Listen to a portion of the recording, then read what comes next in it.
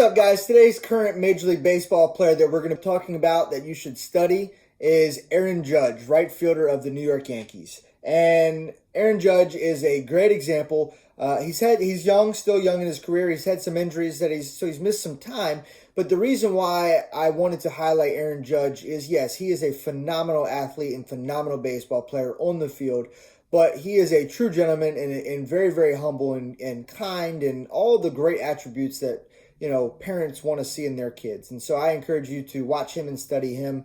But, he's kind of the face of the New York Yankees franchise, and he's handling that role for all intents and purposes as well as Derek Jeter, right? A historical player that we mentioned before. So he is handling that role of the face of the New York Yankees, which is hard to do given the city, given the amount of money, given the obstacles that could potentially get in his way to distract him. He's the face of that franchise and doing a very good job of it. So let's get into the numbers.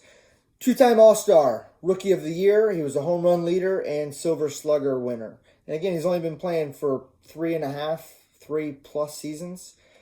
Three-sport star growing up, baseball, basketball, and football. Again, another multi-sport player. He was adopted the day after birth. So, you may be sitting here thinking or watching this and say, you know what? I get it, Coach T, but I can't be successful because I don't have a dad to throw me pitches. I can't be successful because my mom works all the time and doesn't have time to help me.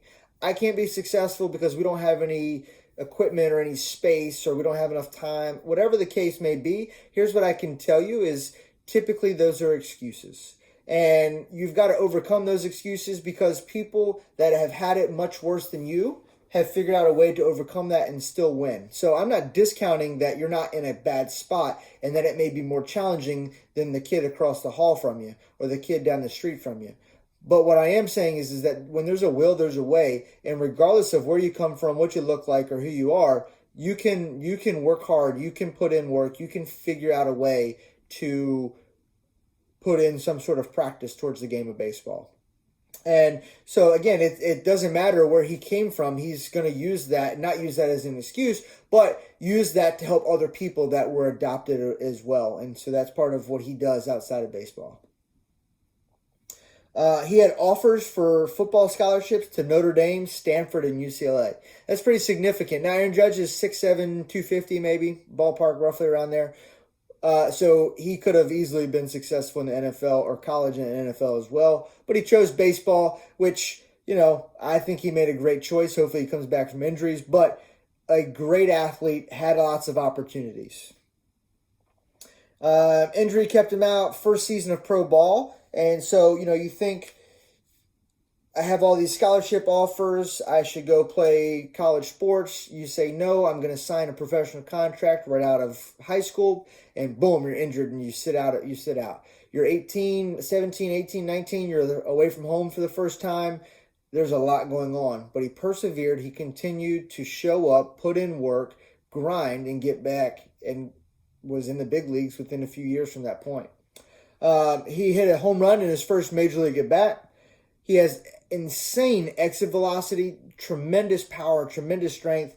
His highest exit velocity is 121 miles an hour, which if you know anything about exit velo, that is stupid.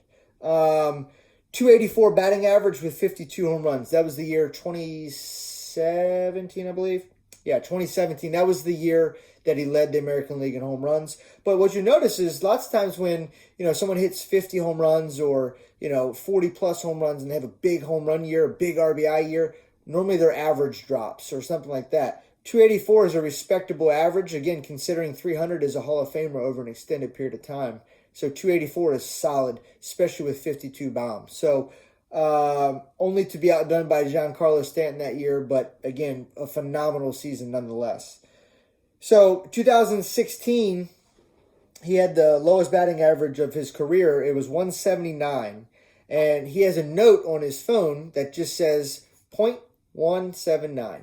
And because that was his batting average in 2016, which was the worst that he had to that point. He reminds himself of where he came from, where he reminds himself of when he doesn't want to take swings, when he doesn't want to take reps, when he doesn't want to show up early, when he doesn't want to stay late, when he doesn't feel like doing what it takes to be the right fielder of the New York Yankees. He remembers that note as to why he needs to show up anyway. So if it's good enough for Aaron Judge to put that in place, I would encourage you to do the same thing.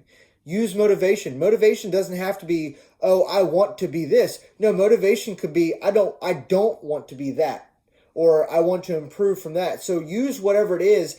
Motivation is fleeting anyway. So whatever you can use to get the ball rolling, doesn't matter what it takes, but figure out what it is, tap into that, and get started and start to put together good practice session, good game session. Start to put together a little bit of a winning streak for yourself. So that concludes Aaron Judge. Aaron Judge, again, phenomenal example, soft-spoken, humble guy, and he has every opportunity to make mistakes and fall short. And I'm sure he's not perfect. He probably makes mistakes every single day. We just don't necessarily hear about him. Best I can tell from about a couple hundred miles away is he is a great guy that you should study and learn from. He plays the game the right way, and he's an even better dude off the field.